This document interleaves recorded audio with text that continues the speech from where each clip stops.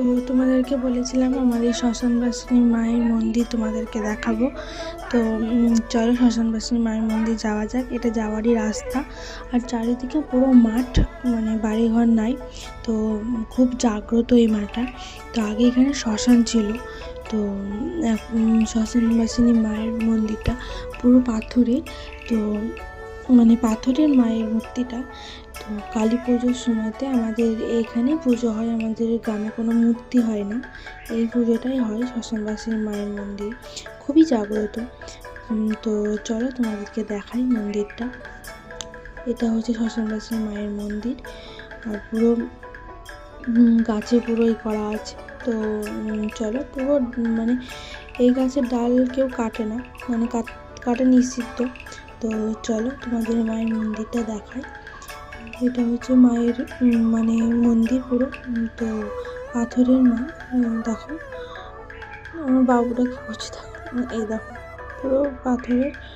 তো খুবই জাগ্রত, পাঠা বলি হয় কালী পুজোর সময়তে। তো চলো তোমাদেরকে দেখাই ঘুরে।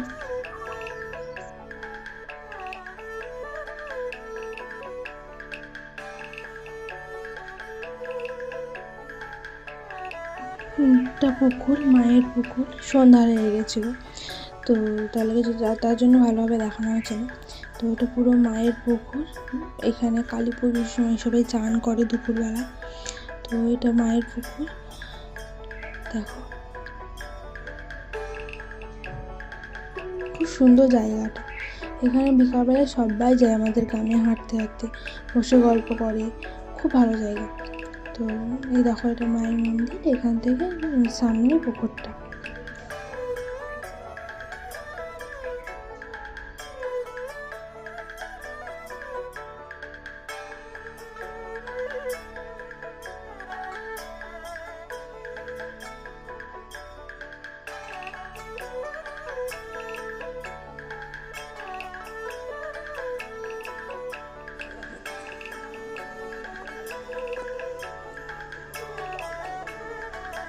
দেখো কত সুন্দর সব চাষ করেছে। এটা বাঁধাকপি চাষ করেছে, এখানে রসুন লাগিয়েছে।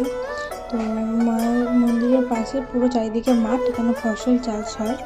তো ফুলকপি, বাঁধাকপি, অনেক রকম ফসল লাগিয়েছে। তো চলো তোমাদেরকে দেখাই, পুরো ক্ষেত, খুব সুন্দর লাগে জায়গাটা। তো এই দেখো